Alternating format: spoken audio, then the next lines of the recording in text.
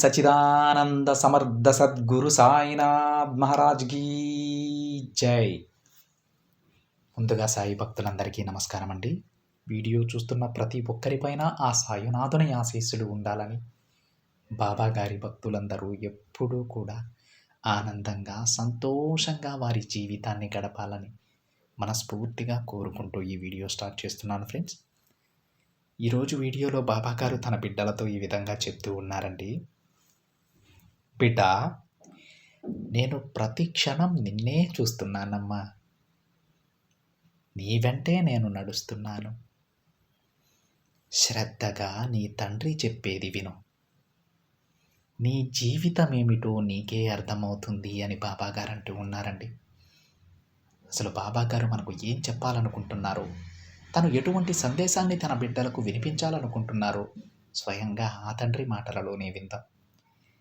ఇంకా బాబా గారు ఏం చెప్తున్నారంటే, బిడ్డ, ఇక నీ జీవితంలో పూర్తిగా ఆనందాన్ని నింపడానికి నేను నీ దగ్గరకు వచ్చాను. నా మీద నమ్మకంతో నా సందేశాలు వింటూ అలానే పాటిస్తున్న నీకు నువ్వు కోరింది నీ చేతిలో పెడతానమ్మా. ఇప్పుడు నీ జీవితంలో ఉన్న కష్ట నష్టాల గురించి ఒక్కసారి ఆలోచించు బిడ్డ. నీకు ఎప్పుడు ఏం కావాలో సమయానికి నేను అందిస్తాను. ఒక్క విషయం చెబుతాను, గుర్తించుకోమ్మా. నీ జీవితం ఎంతో అందమైనది. అలాంటి జీవితాన్ని ఎప్పుడూ కూడా ఇతరులకు అప్పగించకు. నీ జీవితం గురించి నువ్వే ఆలోచించుకోవాలి. ఎందుకంటే నీ జీవితం నీకు మాత్రమే ముఖ్యం తల్లి. ఇతరులకు ఆ జీవితం అవసరం లేదు కదా. నీ చుట్టూ ఉన్నవారు నిన్ను అర్థం చేసుకోకుండా దూషిస్తూ ఉంటారమ్మా. ఆ మాటలు నీ మనసుని ఎంతో బాధ పెడుతున్నాయి కదా. ఆ మాటలనే ఆలోచిస్తూ నీ సమస్యకు పరిష్కారం వెతుకుతూ ఉన్నావు. అలా వెతికితే ఏంటి తల్లి లాభం? కాబట్టి ముందు నీ ఆలోచనను పక్కన పెట్టి అప్పుడు పరిష్కారం వెతుకు. తప్పకుండా ఆ పరిష్కారం దొరుకుతుంది. నీ గురించి వారికి తెలియక నిన్ను తప్పుగా అనుకుంటున్నారు బిడ్డ. దాని వలన కొన్ని సమస్యలు వస్తున్నాయి కదా. దిగులు పడకమ్మా. వారికి అన్నీ అర్థమయ్యేలా ఈ తండ్రి చేస్తాడు. నీకు ఎవరు ఎలాంటి బాధ కలిగించినా సరే తల్లి, నిన్ను సమస్యల్లో ఇరికించినా సరే కొంచెం ఓపికతో ఉండు బిడ్డ. వాటన్నింటికి నేను పరిష్కారం చూపుతాను. నువ్వు కొంచెం వాటన్నింటికి దూరంగా ఉండు.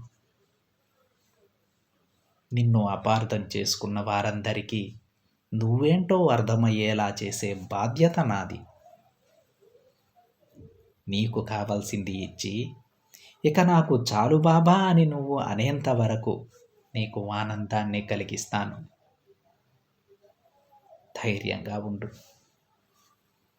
నువ్వు ఎప్పుడూ ఒక విషయం గురించి బాధపడుతూ ఉన్నావు కదమ్మా. ఆ భయాన్ని నేను తొలగిస్తాను.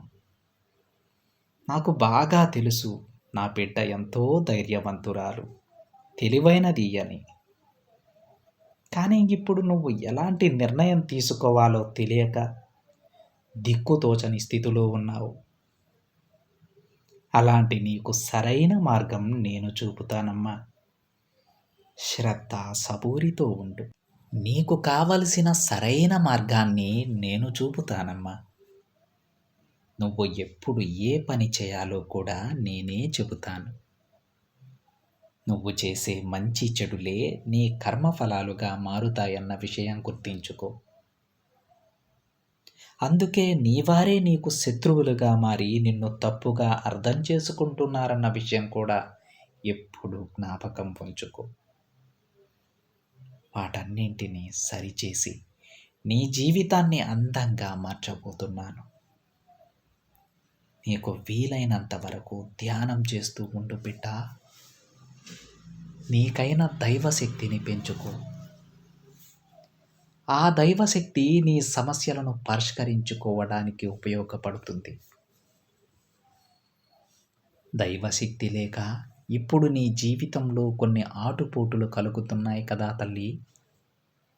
నీ మనసులో భయం, భక్తి ఉంటే నువ్వు తీసుకునే ప్రతి నిర్ణయం కూడా సరిగ్గా ఉంటుందన్న విషయాన్ని గుర్తించుకో. నీకు మరొక ముఖ్యమైన విషయం చెప్పనా? అతిగా మాట్లాడటం కన్నా కొన్నిసార్లు మౌనంగా ఉండటమే మంచిది. ఆ మౌనమే నీ ప్రశ్నలకు సమాధానం చెబుతుంది. అప్పుడే నీ బాబా మాటలు నీకర్థమవుతాయి తల్లి. నువ్వు మౌనంగా ఉంటే నువ్వు మంచి నిర్ణయాలు తీసుకోగలవమ్మా. ఆ మౌనం నీ భవిష్యత్తులో నీకు సాయంగా ఉంటుంది.